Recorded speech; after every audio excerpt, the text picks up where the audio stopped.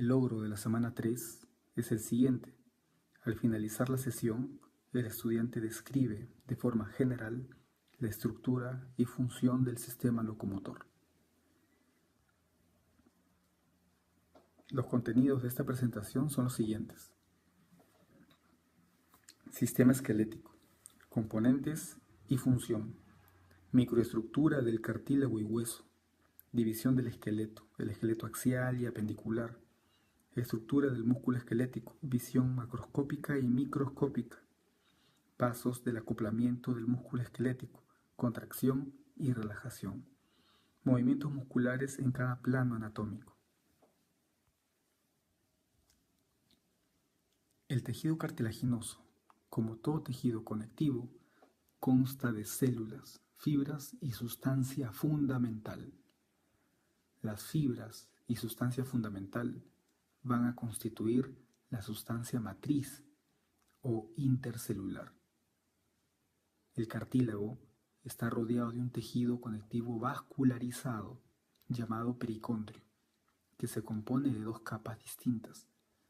La capa celular condrogénica, que es la capa inmediatamente adyacente al cartílago, compuesta de condroblastos y una pequeña red de vasos sanguíneos, y la capa fibrosa, que es la capa más exterior del pericondrio y está compuesta de fibroblastos y fibras con disposición muy irregular. El cartílago hialino es el más prevalente y el de más alta distribución. Los otros tipos de cartílago son variaciones en cuanto al tipo de fibras, constitución bioquímica y función. La estructura molecular de la matriz del cartílago está compuesta por aglomeraciones de proteoglicanos y colágeno entre los condrocitos. El cartílago fibroso o fibrocartílago tiene una matriz casi completamente constituida por fibras de colágeno. Se encuentran en articulaciones con movimiento limitado y su mejor ejemplo son los discos intervertebrales. Permite a las superficies articulares adyacentes moverse ligeramente con respecto a otras. El cartílago elástico posee fibras colágenas pero tiene abundantes fibras elásticas en su matriz. Es de color amarillenta y más opaca que el cartílago hialino. El cartílago elástico proporciona resistencia a la tensión. Se encuentra en la epiglotis, pabellón auditivo y partes de la laringe.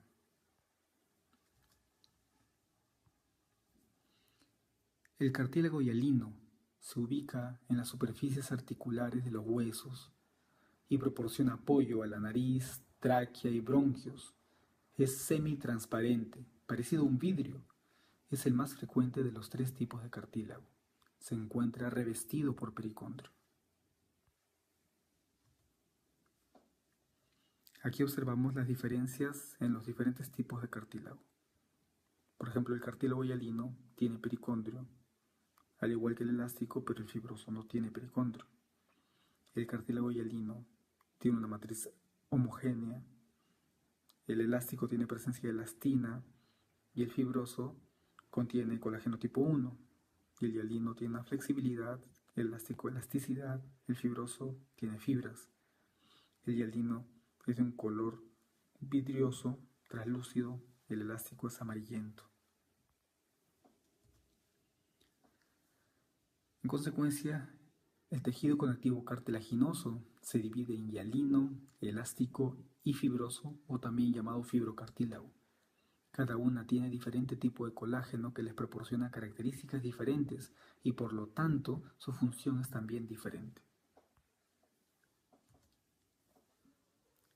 La osificación es el proceso de creación de nuevo material óseo por las células llamadas osteoblastos. La osificación primaria o inmadura se produce en la etapa prenatal. En cambio, la osificación secundaria o madura se produce en la etapa postnatal. Se pueden observar también en la osificación primaria o inmadura dos tipos de osificación, endocondral e intramembranosa. La osificación primaria o inmadura se produce en el embrión, en donde existe un precursor del esqueleto formado por tejido cartilaginoso hialino y mesénquima embrionario, ya que tiene una forma característica a partir de las 6 semanas de edad gestacional. La osificación intramembranosa. Su nombre se debe a que la formación de hueso tiene lugar en el interior de una placa membranosa densa de mesénquima. El sinónimo es hueso membranoso, y es el proceso que se genera en huesos planos y mandíbula.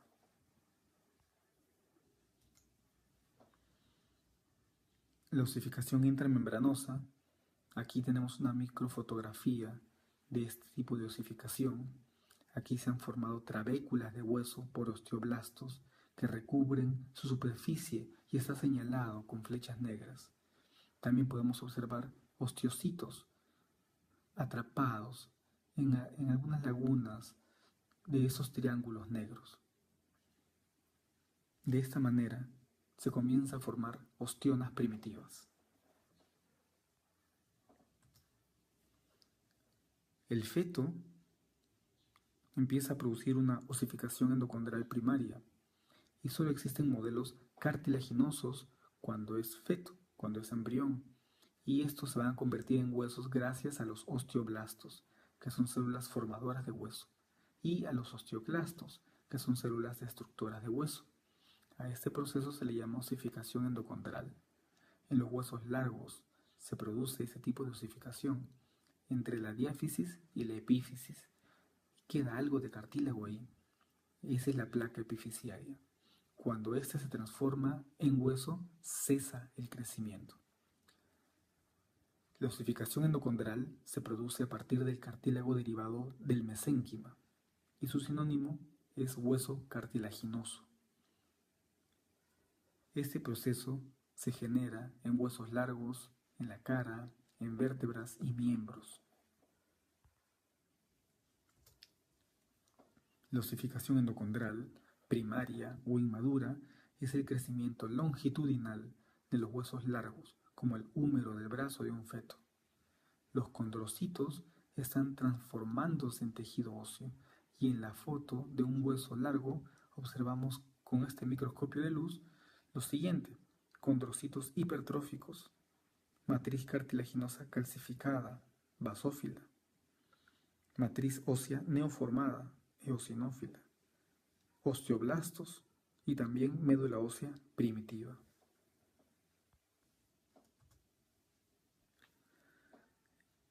En la osificación endocondral secundaria o madura, es decir, postnatal, podemos observar aquí una placa radiográfica de un hueso largo, por ejemplo en la rodilla. Esta imagen es de la rodilla derecha, en donde señala de rojo la transición diáfisis-epífisis. Esa transición diáfisis-epífisis, magnificada y vista al microscopio de luz, observa la osificación endocondral y las zonas que se encuentran ahí. ¿Cuáles son esas zonas? 1. Cartílago de reserva, que es hialino. 2. Cartílago en proliferación. 3. Cartílago hipertrofiado. 4. Cartílago calcificado. Y 5. Depósito de hueso.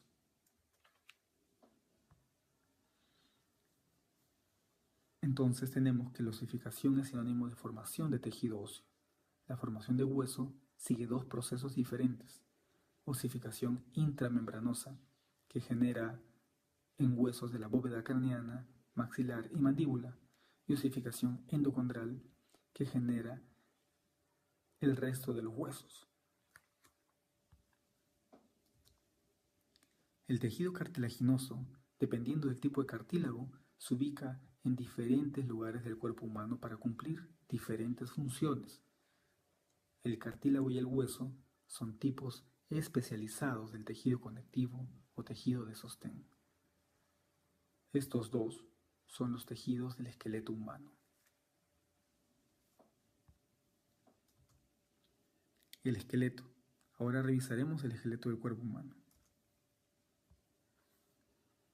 El hueso es tejido óseo, el cual es muy duro, que brinda soporte al organismo. Contiene osteoblastos y osteocitos que pertenecen al tejido óseo. Los osteoclastos son macrófagos y son originados del sistema inmunológico. Su origen es diferente en los osteoclastos. Los tipos de hueso son compacto y esponjoso o trabecular. En esta imagen observamos los diferentes tipos de células que contiene el hueso: osteocitos, osteoblastos, célula progenitora y osteoclasto. El osteoclasto, a pesar de estar dentro del hueso, no es una célula originada del tejido óseo, sino del sistema inmunológico porque es un macrófago.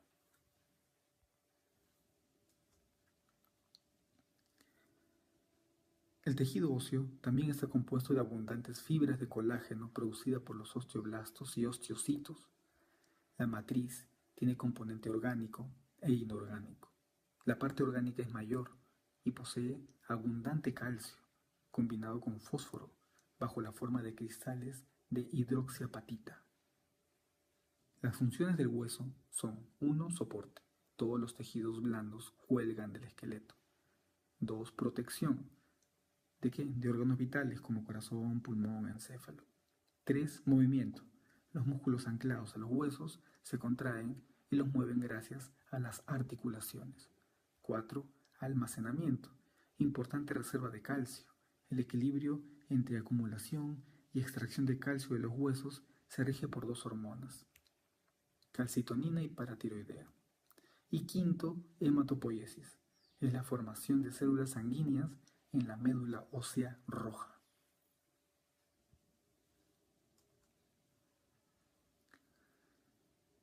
La estructura microscópica del hueso. La capa externa del hueso se conoce como hueso compacto y la capa interna como esponjoso, el cual tiene trabéculas.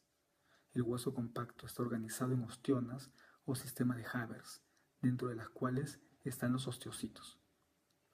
La ostiona o sistema de Havers tiene forma circular, en forma de tubo, con capas concéntricas de matriz calcificada, llamadas lamelas. Estas rodean un canal central que contiene un vaso sanguíneo. Los osteocitos están entre las lamelas en espacios llamados lagunas, pequeños canalículos. Estos pequeños canalículos conectan las lagunas con el vaso sanguíneo del canal central para llevar los nutrientes a los osteocitos.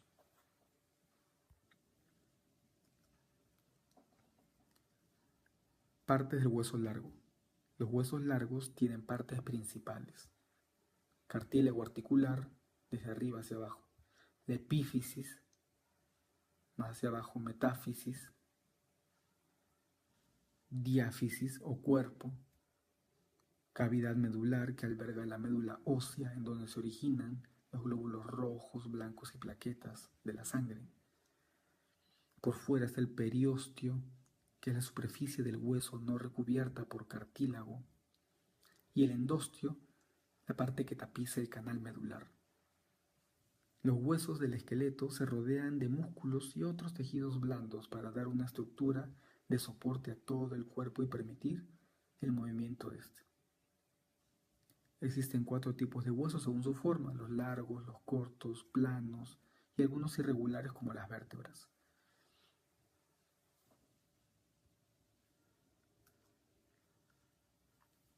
Las partes del hueso plano.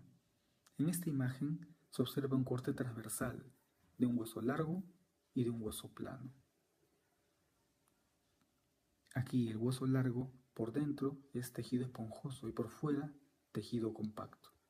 En cambio el hueso plano tiene una capa de hueso esponjoso o diploe entre 2 capas de hueso compacto.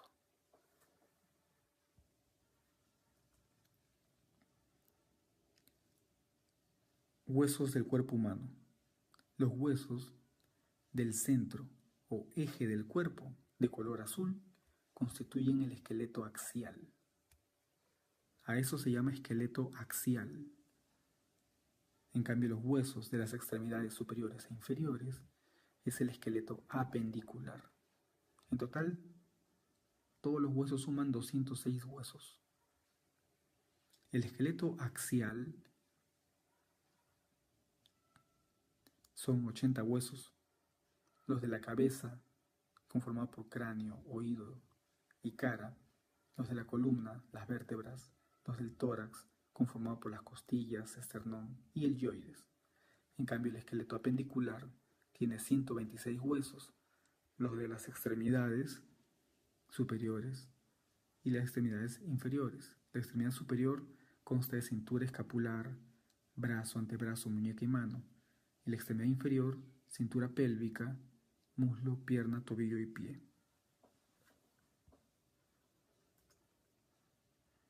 El esqueleto axial, cráneo, cara y oído. Como mencionamos, este esqueleto axial, tenemos aquí el cráneo y la cara y el oído. El cráneo y la cara se divide por esa línea roja. Por delante la cara, por detrás el cráneo. El cráneo se compone de 8 huesos, un frontal, 2 parietales, 2 temporales, un occipital, un esfenoides y un etmoides. En cambio la cara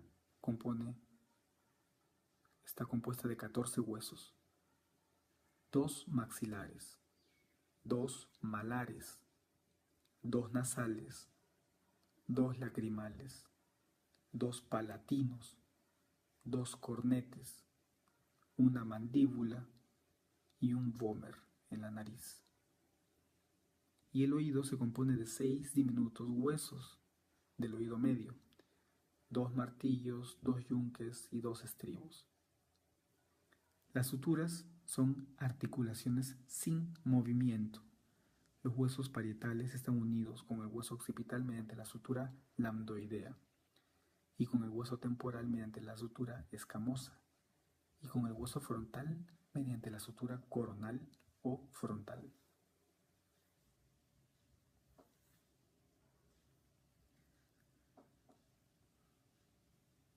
El esqueleto axial, columna vertebral. Como mencionamos anteriormente, el esqueleto axial también tiene la columna vertebral y este está conformado por 24 vértebras,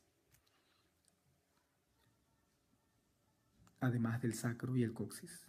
Son 7 vértebras cervicales, 12 torácicas, 5 lumbares, un sacro y un coxis, que son huesos únicos, producto de la fusión de 4 o 5 vértebras.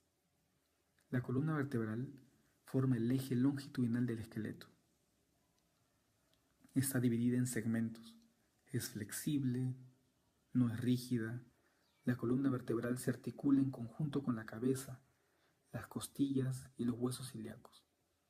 Todas las vértebras, con excepción del sacro y coxis, presentan una abertura central, que es el canal medular.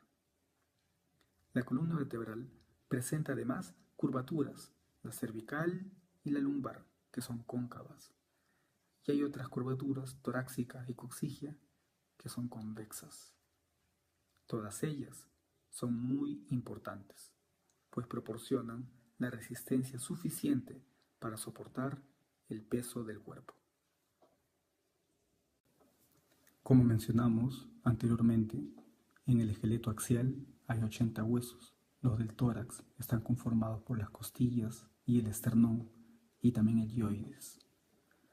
Los 12 pares de costillas, junto con la columna vertebral y el esternón, forman la caja torácica, o simplemente tórax. El esternón es la parte medial y anterior del tórax. Es un hueso en forma de daga, consta de 3 partes. Hacia arriba, el manubrio, el cuerpo hacia abajo y la punta más inferior es el apéndice sifoides. El manubrio se articula con la clavícula y los 2 primeros pares de costillas.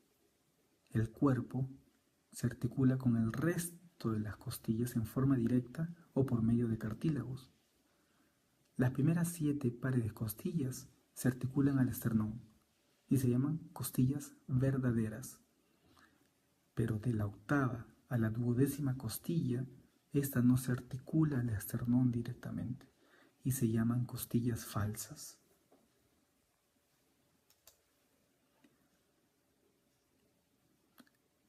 Este esqueleto no solamente es axial, sino también es apendicular. El esqueleto apendicular es, por ejemplo, parte de los huesos que están en el miembro superior. Y ahí está ubicado los huesos de la cintura escapular, brazo, antebrazo, muñeca y mano. La escápula y la clavícula constituyen la cintura escapular. La articulación esternoclavicular es el único punto de conexión entre los huesos axiales y apendiculares. El húmero se une al radio y cúbito en la articulación del codo.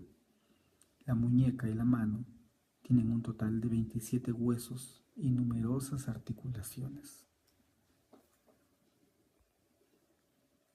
Otro esqueleto apendicular son los huesos del miembro o extremidad inferior, conformado por la cintura pélvica, muslo, pierna, tobillo y pie. La cadera o cintura pélvica o pelviana comprende los dos huesos coxales unidos al sacro. Conecta a las extremidades inferiores con el esqueleto axial. Por otro lado, el fémur se articula con el acetábulo coxal y en el extremo distal con la rótula y la tibia, que son parte de la pierna. La disposición de estos huesos de los pies permite la posición erecta.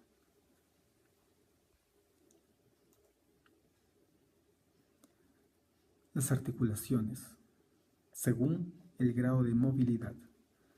Todos los huesos, excepto el yoides, se articulan con otros huesos, permitiendo el movimiento entre ellos. Las articulaciones se pueden clasificar de 3 tipos, de acuerdo a su movimiento. Sinartrosis es porque no tiene movimiento. Anfiartrosis, ligero movimiento. Diartrosis, gran movimiento. En la sinartrosis existe tejido conectivo fibroso entre los huesos articulares, manteniéndolos firmemente unidos. Por eso se les llama articulaciones fibrosas. Y son de 3 tipos: sindesmosis, como en la articulación entre cúbito y radio, a través de la membrana interósea. Suturas entre los huesos craneales. Y gonfosis observados en los ligamentos periodontales de los dientes. Los huesos que forman una anfiartrosis están conectados por un cartílago articular y se encuentran, por ejemplo, en la sínfisis púbica o en los discos intervertebrales. Por eso también se le llaman articulaciones cartilaginosas. La mayoría de nuestras articulaciones son diartrosis, o también llamadas articulaciones sinoviales, y estas permiten gran movilidad. Comparten algunas características en su estructura, pero todas tienen una cápsula articular, una cavidad articular revestida por la membrana sinovial y una capa de cartílago.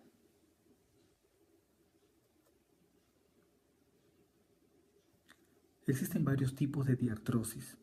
Como su estructura es diferente, también lo es el rango de movimiento posible. Así tenemos gínglimo o bisagra en el codo, trocoide o pivote en la unión del atlas con el axis. 3. En silla de montar, por ejemplo en el pulgar. 4. Condilia en la articulación atlanto-occipital. 5. Esferoidea en el hombro o en la cadera. Y por último 6. Plana o deslizante en las vértebras. Así es.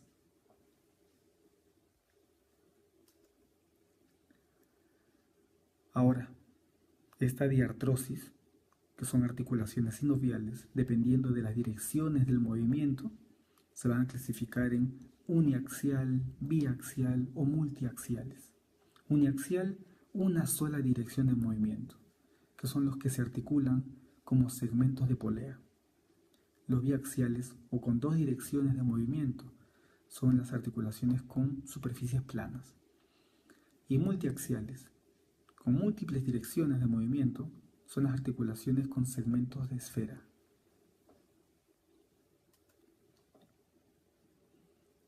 Aquí tenemos entonces que las articulaciones son sinartrosis o fijas, anfiartrosis semimóviles y diartrosis móviles. La sinartrosis en el cráneo, anfiartrosis en las vértebras y diartrosis en las rodillas. Obviamente la unión es con ligamentos. Existen puntos de referencias óseos palpables en la superficie del cuerpo. Entonces son huesos que se pueden palpar e identificar a través de la piel. Y esto permite localizar otras estructuras corporales, así que lo usamos como referencias anatómicas. Como por ejemplo, el hueso cigomático, la apófisis acromial, el epicóndilo medial del húmero. Tenemos aquí la rótula en la rodilla, el borde anterior de la tibia, el malleolo, el calcáneo, etc. En cuanto al sistema osteomuscular, la mayoría de los músculos se insertan en dos huesos que tienen una articulación móvil entre ellos. Uno de los huesos suele parecer y permanecer más fijo que el otro durante un movimiento determinado. Los tendones son los encargados de anclar los músculos a los huesos. La conexión del músculo con el hueso más fijo se conoce como su origen, y la conexión del músculo con el hueso más móvil se denomina inserción.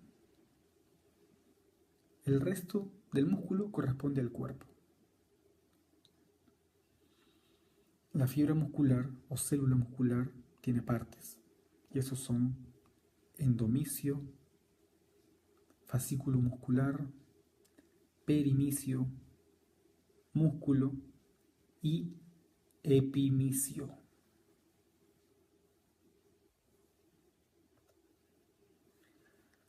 En cuanto a la microestructura del músculo esquelético, cada músculo tiene muchas fibras musculares y cada fibra muchos haces de filamentos gruesos y finos.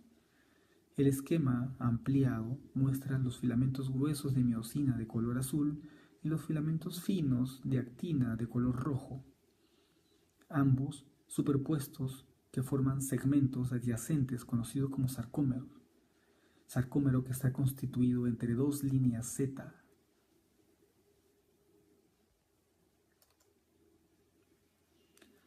En la segunda imagen, la que está abajo, con la segunda flecha roja, durante la contracción, los filamentos finos de actina son desplazados hacia el centro de cada sarcómero, sobre los filamentos gruesos de miosina, y de modo que se acorta la longitud del músculo en conjunto. En la tercera imagen, con la tercera flecha roja, se observa una microfotografía electrónica con filamentos gruesos y finos superpuestos entre sí dentro de cada sarcómero que crean un patrón de estriaciones oscuras en el músculo. El sarcómero, entonces, es la unidad estructural y funcional del músculo, conformado entre dos líneas Z. La banda I, ubicada a los extremos solamente, contiene filamentos finos de actina. La banda A, de rojo, se encuentra entre las bandas I y contiene filamentos gruesos y finos.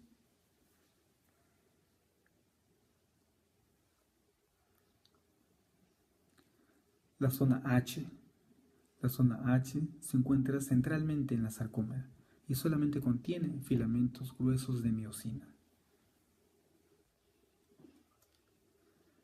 Hacia los lados de la zona H se encuentran zonas de superposición entre filamentos gruesos y filamentos finos, con una estrella verde marcada esta zona de superposición.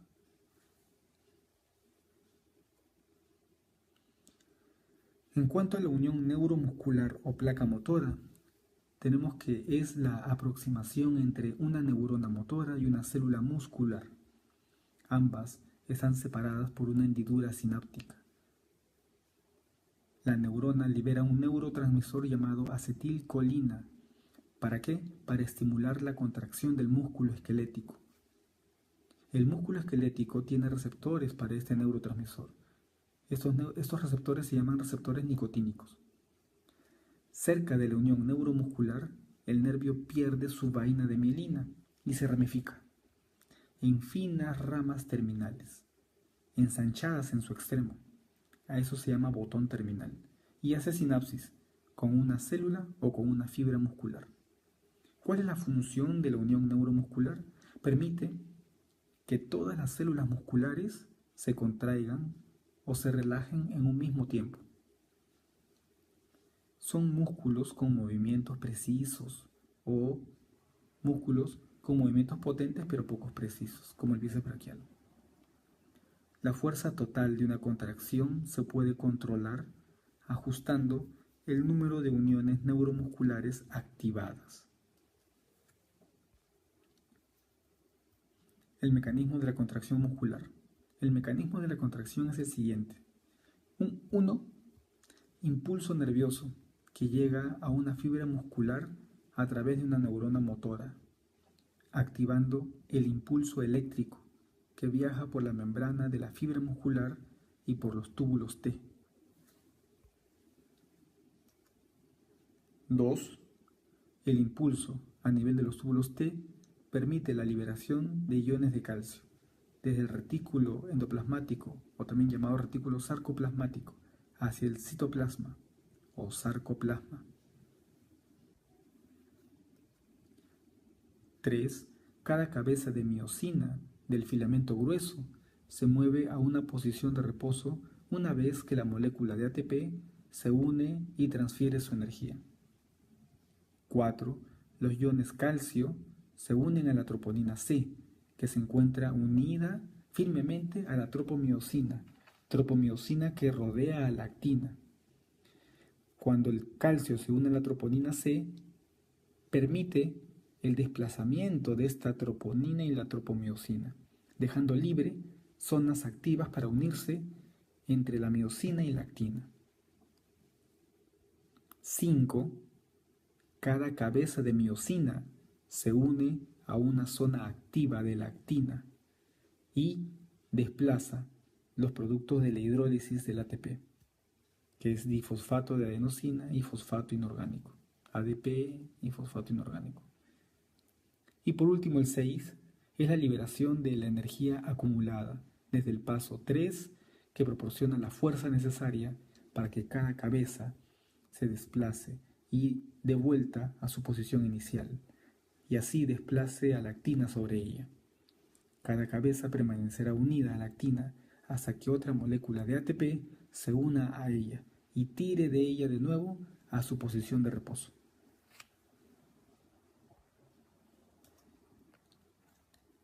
Por lo tanto, este proceso de contracción muscular es fundamental e importante para la generación de la contracción del músculo esquelético, mediante la interacción del tejido nervioso y tejido muscular.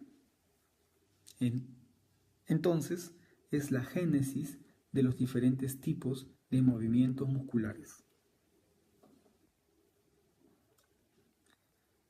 Así vemos pues los tipos de movimientos musculares, un repaso: la flexión, extensión, la abducción, la aducción. También vemos en esta imagen movimientos de rotación, movimientos de circunducción. En esta otra imagen vemos otros tipos de movimientos, como por ejemplo pronación y supinación, movimientos de flexión, de extensión en el pie, por ejemplo, de inversión y eversión del pie.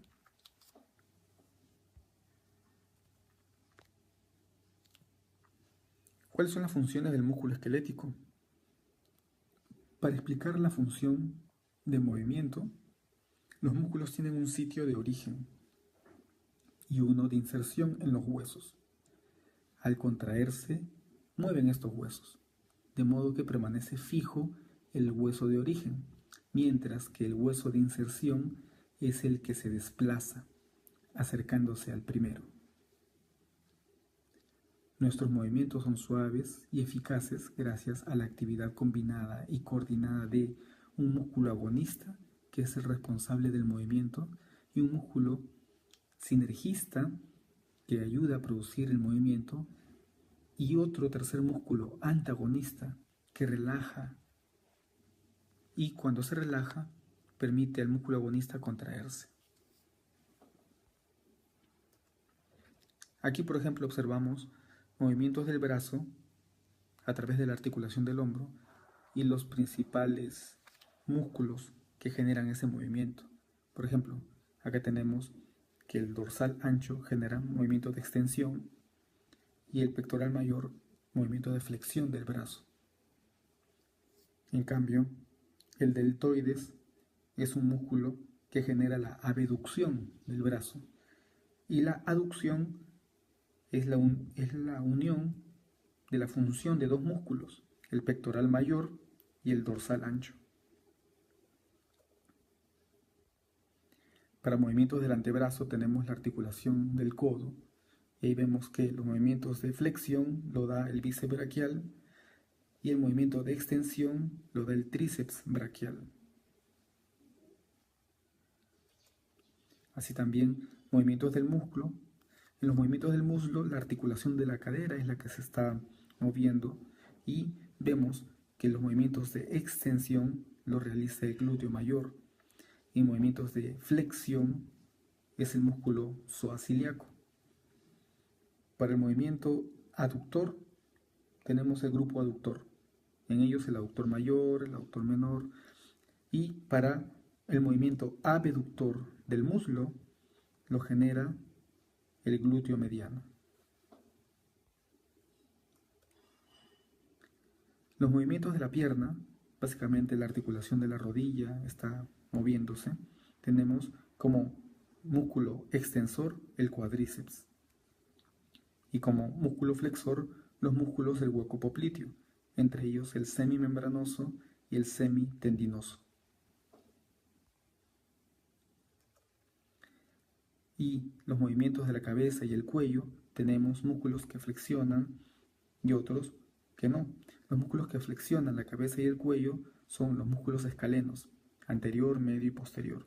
Y los músculos que extienden y rotan el esternocleidomastoideo. Al finalizar la sesión, el estudiante describe de forma general la estructura y la función del sistema locomotor, observando aquí las conclusiones de la sesión y teniendo también una bibliografía, el cual les va a orientar para el desarrollo adecuado de esta sesión. Muchas gracias y que tengan un buen día.